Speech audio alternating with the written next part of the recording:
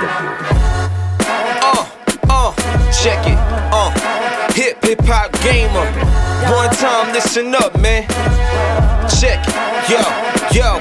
People doubted me. Straight out the gate was the first mistake. Yeah. Word up, baby. What's talk about? Word. My name is Kyle McIntoshi. I'm from GoodGamesRating.com, and my job today is to make sure you understand what these fine folks up here are talking about. And they are none other than HipHopGamer from the HipHopGamer Show. One love and God bless. How y'all doing? It's good. All right. Sorry if I butcher your last name. Yeah, Justin Amirkhani from Gamer Unplugged. Hey guys, how's it going? And all alone on the right here is Neal Ronaghan from... You pronounced it right. Good job. I emailed him. From Nintendo Force. And Nintendo World, of course. Wave to you guys up front. So, I'm going to actually open with a question, and that is, how many of you are what I call, quote, aspiring games writers? Put up your hands. Wow. That's what I'm talking about, good man. job, guys. Word up, A lot of you. That's great. I'm so sorry. Run away, get out of here, etc., etc. I'll just jump in really quick and add to it. I know being a Canadian, I can't get direct into my bank account payments either, which is a giant pain in the rear end. So that's something that makes paying your rent difficult at times. So I think what we're starting by saying is maybe don't expect to be living in a mansion off of games rating. No mansions for anyone up here. So what is it to be, what's a typical model in terms of video making? Well, when it comes to video, like, you have so many options because advertisers is trying to reach what we do. So like in the gaming industry, what's so amazing about it is because it reaches so many other people and demographics. Like if you look at a game like Call of Duty, how you see NBA players playing it, you see, you know, other companies, whether it's Pepsi or Doritos and stuff, wanting to get involved in getting marketed in the game industry. I think the key thing, whether you're writing or doing video, is leverage. So if you could bring another company to what you do in your field, then you may be able to, you could do what you love to do in gaming, but actually get paid from a completely different brand, like a completely different situation that doesn't even deal with the games. So I use 50 Cent as an example. Like, the most money 50 Cent make doesn't even come from music, but that's what got him known. You see what I'm saying? So from a gaming journalist standpoint, in terms of what I do, they call me HipHopGamer. So like I make songs for games. I also, you know, break stories, do journalist stuff, but like I also have done deals with Universal and like did things in movies. You know what I'm saying? I sometimes you gotta get out of the box and think out of the box, and once you become profitable that way, then your brand gets bigger. Then those game industry sites, so people that initially didn't want to see your worth and see your value and what you could really do, then they're gonna be knocking on your door. So you gotta create an area where you make them want you, because when you go to them, they're gonna look at you like, okay, you're just another writer. You gotta show them that you're not just another writer. You got everybody, like you can't spell unique without you. You feel me? You know what I'm saying? So you gotta make that, you gotta get it popping like that. So it takes a lot of work, but if you work smart, you could, in a month, I guarantee you, in a month, you work smart and do proper research, you'd be surprised at the people that would be begging you to write something for them or do video for them because you was able to access people that they can't access. The first thing I think that whether you're a freelancer, doing video, or whatever your passion is in the industry, the first and most important thing I would say, and big shout out to my partner over there, Liz, because she says this a lot, but what do you want? You know what I'm saying? That's like the first thing. Like, what do you want when you enter this industry? And I think when you learn what you want and you see other people that probably got the things that you want and you do a case study on their situation or whatever, I'm not saying take the same thing that they did, but you take a little bit from everyone, you know, and you learn a little bit from everyone. And then when you apply who you are to it, you would possibly even exceed that. So like one example, like I like to use myself a lot because I know exactly what y'all talking about. You know what I'm saying? Like really having a come up story from nothing to doing something. And I think that's important to be expressed. So when I started in 2007 in December, like my passion, like my goal, what I wanted to do was bring the love back to the industry, because I felt that it was missing and the passion was going, and it was too much of deals and business being made as opposed to like a balance where the gamer still lives. Because you got journalists that covers games, and you got gamers that love to do journalism. So it's a different angle. So I just had a PlayStation camera.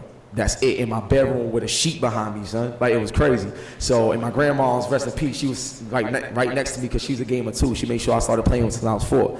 So when I was, word up, like, so when we was playing and everything, and I saw Adam Sessler and I saw some of the stuff that was going on in the industry, I was like, I gotta say something about it. And once you start speaking and you identify with the people that you want to write to, and you identify with the people that you want to associate with in the true community of gamers, they're going to identify with you back. And once you gain the followers of the people, then all those companies and websites and, you know, whatever your goal is, whether it's to be a writer or whatever, they need your followers, because they don't know how to reach the people you reach, because you are exactly what they need. And sometimes they don't even know it. But the best way to wake their eyes up to what you do is to speak. The moment you speak and that voice is heard, everything works, everything will start working for itself. And you'll be like, oh shoot, you become an urban legend like him. Like, you know what I'm saying? Like, it'd be crazy. So the first thing I think you guys should ask yourselves is, what do you want? And analyze some of the people in the industry that has made it or got to a point where you want to get to or exceed. Take a little bit from everything and add your own little sauce to it. And I guarantee you, make sure you pray first. Like, you know, like you gotta, it takes a lot of prayer, like, you know what I'm saying, a lot of patience. But when you do that, I guarantee you, like, they'll be looking at you, like, yo, that's the guy that said this. Oh, I wish I had the balls to say that. Like, you know what I'm saying? It's, sometimes you gotta just let your passion guide you, and I guarantee you get the response you want. Well, I think that's why everyone is here today, because you have that passion, you want to learn from our wonderful panel. But HipHopGamer, you use YouTube as a platform, right? Yeah, initially I used YouTube as a platform, and I wasn't getting no views really, though. I'm telling you, I had like 200 views, 300 views. It was not going anywhere. But what happened is I made a video about someone that said something about Assassin's Creed. It was like the very first Assassin's Creed that came out, and they was lying. You know what I'm saying? They was lying about something. And one thing in the industry that I've learned is that nobody really challenges each other. And if you challenge each other, you can learn from one another and better yourself. That's what competition is so great. So I challenged this guy's opinion, and the BitEck.com, that's what it formerly was known, Dave is the editor-in-chief of that. And he saw the video that I did, and he reached out to me, and I got on one of his podcasts. I started putting a show on his site, and through that, I got a chance to go to E3 2008 for the first time. And when I got there and I was doing my interviews, I got the belt. People looking at me like I'm crazy, like, who's this guy with the belt? IGN was like, some guy with a belt running around here. Like, you know what I'm saying? It was crazy. But they noticed me. And then when I spoke to developers, they knew I knew what I was talking about. So once they got past all of this and they realized I had it up here and in here, nothing else matters. Now, when you look at the situation here and you do these interviews and the developers get to know you, you don't have to go do, you know, any other marketing or magazine or whatever. You can go directly to developers, and now you got your own content. Then you got your own branding. And when it comes to reviews, like you was talking about earlier, they'll give you review copies early because they know you have a sincere care for their product. That's their baby. So if you treat their baby with respect, like it's your baby, then they gonna give you their baby. Like, you know what I'm saying? They gonna give it to you, and I guarantee you, like, your passion is gonna take you so far. And in terms of making money, they're gonna be wanting to throw money at you because then your voice becomes the voice of the people. We want publishers to Oh, no, I don't mean like throw money at you like that. I'm talking about if you want to make money like in the industry or even in other industries, once you win the people over and people like you get a cult following, then people want to throw money at you because you have the people that they're trying to reach and they can reach them through you, and they will pay for that because at the end of the day, it's still either advertising or product placement or any type of form. But you can all do this. It's not as hard as you think because you already got the passion. That's why you're here. So with video, I think it's a little easier to get that kind of grouping around you because you're a face, you're a brand. Oh yeah, definitely. With writing, I think it's a little things. Sometimes it's real cool to write about stuff that like a lot of people in the industry don't even talk about that's still significant and valid. So I'll give you an example. Like everybody in here, I'm not sure, but like a lot of people don't talk about PlayStation Home. Like they really don't. But the thing is, there's over 30 million users on PlayStation Home, and there's websites that started like PlayStation Home Magazine and Style and stuff like that. And these people are being featured on Sony's system now, and they very well known, and they get access to so many things. And nobody was really talking about this at first, but they decided to talk about it and make something of something that was there, that it was free to talk about, and they experienced it and enjoyed it. So sometimes when you're looking at the industry, don't look at what you see, look at what you don't see. And then bring that to the forefront, and I guarantee you, everybody gonna be like, they're gonna know you for bringing that light. You see what I'm saying? Well, looking at what you don't see, I think, is really kind of what stands out here among. Yeah, exactly. So my question for you, HipHopGamer, All right. is a little different. Okay. How are your video editing skills when you started? When I started, Yep. oh my God, like, well, I'll tell you one thing, I had to teach myself. I was starting out with this program called Magix, and if y'all want to see a bad video, when I first started out, like, I'm just sitting down, there was no editing, there was no glitch or glam or nothing. It just go into the next scene and in. Like that's it, like it wasn't nothing. But to me, I felt that regardless, even though I didn't have that particular talent, I taught myself I got a little better, whatever, but I know I didn't have that talent, but I didn't care. I felt that because my stuff didn't look all that great, but my content was so strong, it'll give something for people to talk about. Because they'll be like, look at this guy's video, it sucks, but they still watching it. You see what I'm saying? So obviously, if you're watching it, I'm obviously doing something right. And that's one of the things that I built up.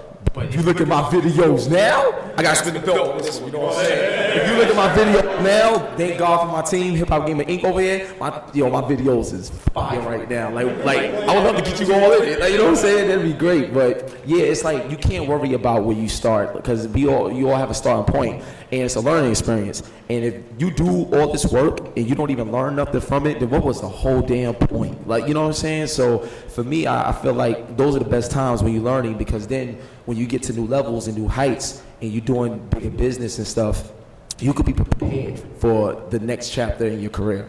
So I think it's all of it is needed, and we gotta encourage each other more. You know what I'm saying? Like that's honestly what I feel. That's why I'm so blessed to be. This is my first ever time with a speaker badge. Like word, like, you know what I'm saying? It means a lot to me. So to be up here with these guys and to talk to you guys, it means more to me than anything. And I thank y'all for showing up, because we all can learn from each other and encourage each other. And I guarantee you, we all can get there.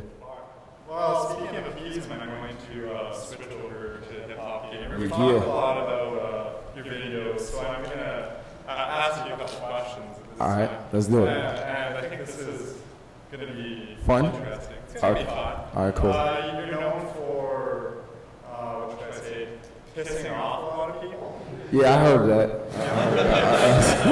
I heard of that.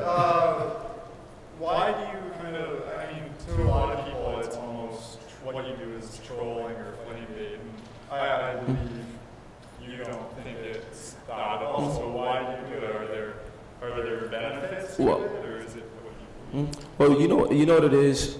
The moment you decide to step out of the standards of the industry, and and people say you'll never make it doing it this way, you'll never make it doing this until you make it doing that way, it creates a lot of envy because they was wrong about you. So if you really think about it, and a lot of developers, a lot of people period tell you, I got like one of the biggest hearts in this industry, and the reason why is because I really give a damn about people, straight up. So when I do my work and stuff like that, and I put out stuff, it's never like, hi, this is Gerard Williams, HipHopGamer, and this is such and such, and this game is, nah, I'm like, yo, I was playing this game and it was crazy, you gotta play it, come to my house. Like, you know what I'm saying? It's like, it's a different type of feel. So the fact that I'm able to do that, you got a lot of people that look at that way of doing things as unprofessional, or he's trolling, or he's this. But You know what I'm saying? To So, be fair, I think you have made unprofessional remarks, as we all have before. So yeah. have there been mistakes, and have you learned from them? oh yeah, I learned from tons of mistakes that I've made, but that's the great thing about growing in a business, because you learn things from other people, and you learn from mistakes that you have made. One thing I want to point out is that anytime you're in the spotlight and you starting to become a public figure, everybody's going to try to scrutinize you and say things about you, and that's great because everybody has an opinion. But it's how you come back from these things.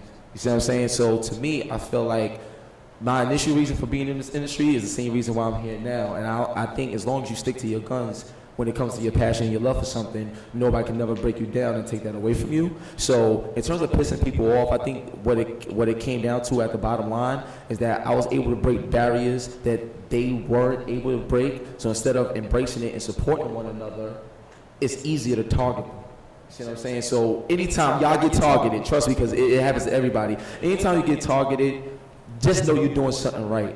Because a lot of people it's like the beginning of the song that I did called Pressure.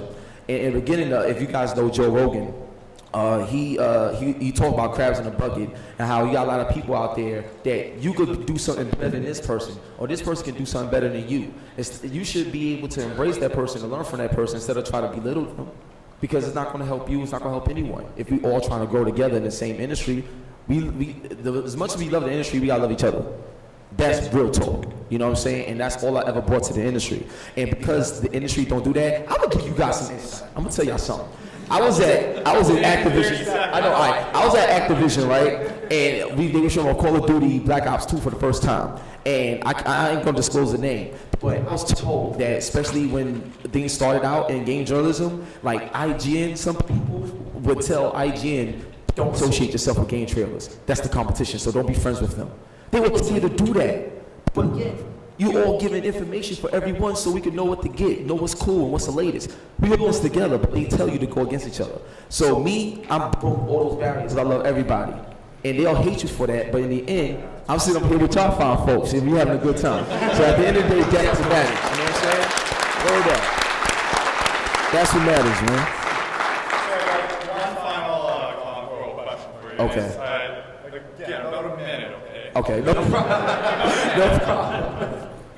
Sponsorships. How do we get sponsorships if we're making videos? How do we do it? Oh, the benefits? Well, one of the things that's good is when you do a piece on someone's video or someone's product and stuff like that, a lot of times you do such a great piece that they'll reach out to you like, hey, I love what you guys do with this piece. What's your company's out? And then when you talk and have these conversations, because you represent their product so well, then they will want to sponsor you because you understand what their product is about. And then it's just like a pro gamer, or if you know a lot about music or anything. When you know a lot about something that people follow, they want to be a part of that movement. So they'll sponsor you, however, whether it's give you free promo stuff, whether it's a money deal where they pay you monthly, or whatever it is. So I've been able to get partnered with EGM. I've been able to get partnered with Machinima. I'm also a partner with Sony. You can get this belt in PlayStation Home if you watch my video on PlayStation Home. So I've been able to do all these partnerships. Do you have to seek these partnerships out, or do they come to you? Both ways. Okay. Because if you're a real fan about something, tweet them, reach out to them, do anything you can to go reach them if you really have a passion for what they do. But a lot of times they'll come to you because social media is so strong that they need that community voice because they don't have it. All they do is run an ad and let you know how cool something is. That's their job. But when you talk about it, it's not your job too. You talk about it because you really care. And people are going to identify with the people that care. And then that's how that. See, I come at it from the other side. It's like I have never had an advertisement. I have never had a company sponsor. The closest thing to anything corporate ever funding me is working freelance for an outlet. I've continually refused to allow any part of my business, whether it's consciously or unconsciously, be affected by the need for sponsorships or advertisements. That is the core of why I went independent. I didn't want to have, Well, when we set up with Nintendo, of course, Right. Neal talked about how there's no ads at all in the magazine. It's just family. And I mean, it's the kind of thing where, I mean, I won't say that there will never be ads in there, but at least our ads right now are, we kind of, I mean, because we're not depending on it for, like, you know, that it's not like we're all trying to make a living off of that. We want to do it because we enjoy doing it. For my experience, like, I won't name any names or anything, but there have been times where I've had review scores changed before it goes up. There have been times where I've seen. Yo, that's foul. Yeah, I know, but there have been times when I've been sent an email with, you know, what they would call a "do not screw with" list. I'm not allowed to talk smack about these companies. See, right? that's where, I'm sorry, I didn't mean to cut you off. No problem. But see, that's where his earlier question came from about pissing people off. See, the thing is, the problem is, I don't like when people are fake. I got this show called Shots Fired that provides the balance to the BS that we see in this industry. And what it basically is, and you guys could take this as your writing tool as well. But the thing is, if somebody do something that you know is wrong, that you know is foul, speak on it.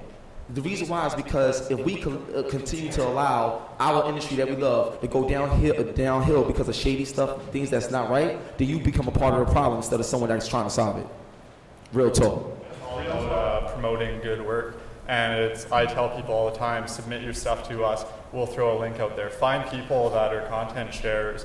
Find the editors of your favorite websites and throw it at them if it's something you think they might be interested in, and they might retweet you or whatever. I think it's very important to be on Twitter, though.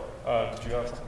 Yeah, two things. You got channels to use now, like you got N4G you can use to put your stuff out there for people to see. You got Game Kicker, a couple of other websites that allow you to put these stuff up there. The Game Grep is another one as well. But another thing, which is key, Travis, I promise you do this, man. You might call me later and be like, yo, thank you for the info. I'm telling you right now, anything that you talk about, go to LinkedIn. Even if you got to get your own a membership for a month, and you might get a free membership for a month. Go to LinkedIn, right? Whatever company, whatever you talk about, find that company on LinkedIn. When you're a member, you get all the information, direct emails and everything.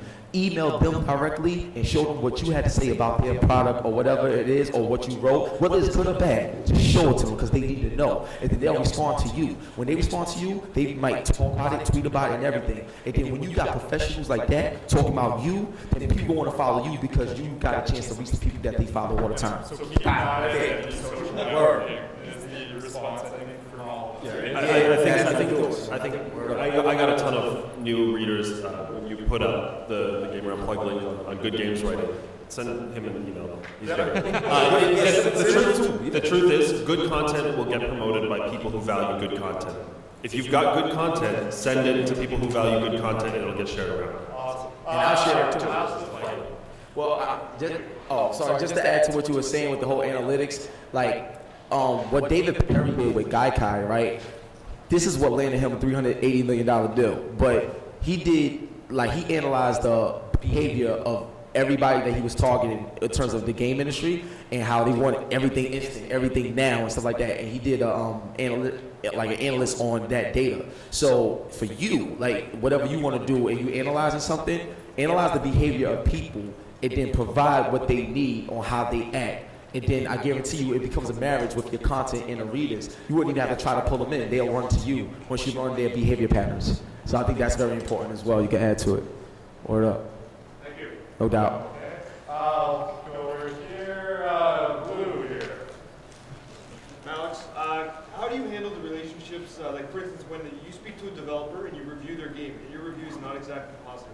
How do you handle the relationship and say, not to follow necessarily, but how do you approach them and say, listen, play the game, it wasn't your best work, here's the review, I know it's not what you wanted. But like, how do you handle that interaction? Because everyone wants a positive review. How do you handle something like that? I'll repeat the question for everyone. So the question is, how do you deal with talking to publishers and PR about a negative review? Well, one of the ways I would say handling a negative review is don't just bash or criticize a game and leave it at that. If there's things you don't like about a game and you know you're a gamer yourself, put some suggestions in there. So you show them that you're on their side, even though they made some errors. So then they respect you instead of looking at you like, oh, this dude's an idiot. He don't know nothing. He's just trying to bash me. Because a lot of people do that just to get hits. They just bash on purpose to get hits or try to mess up a Metacritic score. You don't want that because it's not credible. But let's say, like, I'll give you an example. I love Tomb Raider.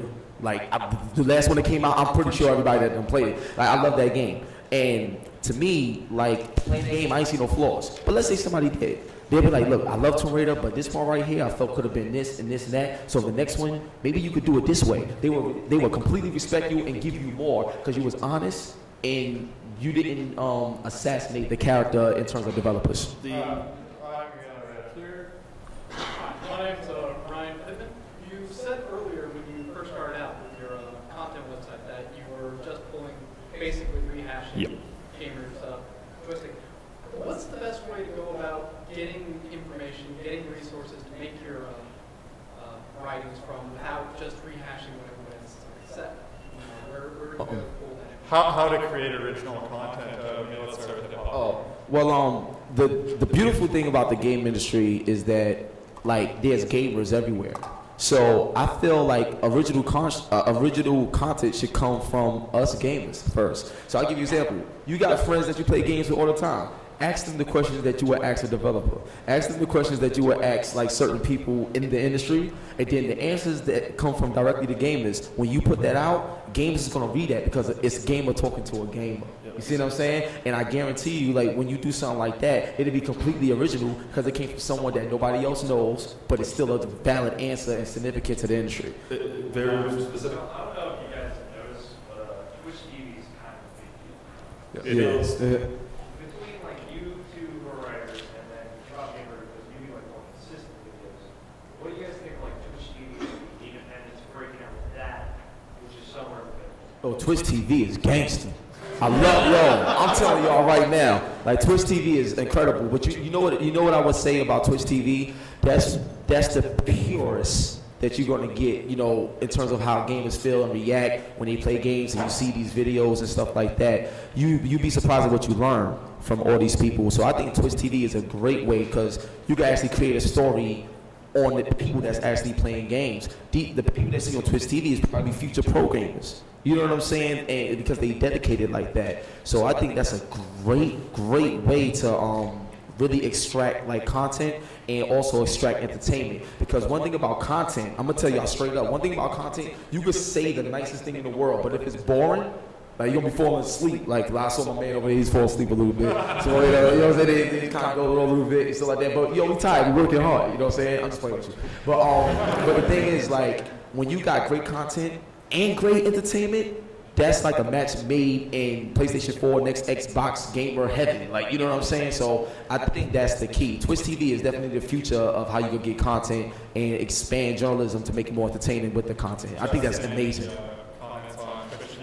Yeah, I wish I knew how popular the Let's Play sort of stuff is going to be. Because the truth is, it's phenomenal. Like nobody talks about it in the media, but the truth is, I wish I was on that. Big super part. Huge. They're huge, and nobody talks about them. That's just the truth of it. Neal, will we be seeing Let's Plays for Nintendo World Report? I mean, we do some. Our video producer. I really know that. Jared does a lot of great video content for us, and I mean, we always want to do more of that. But as far as Let's Plays, I mean, that's something where there are so many people that have already kind of done that so well. That kind of like what Justin was saying, like, I wish I was there at the beginning, but at this point, it's almost like that well, not fully tapped, but it has been pretty well tapped at this point. Yeah. Alright, so this concludes Game Journalism in Age and Advanced. Thank you, everyone. Thank you.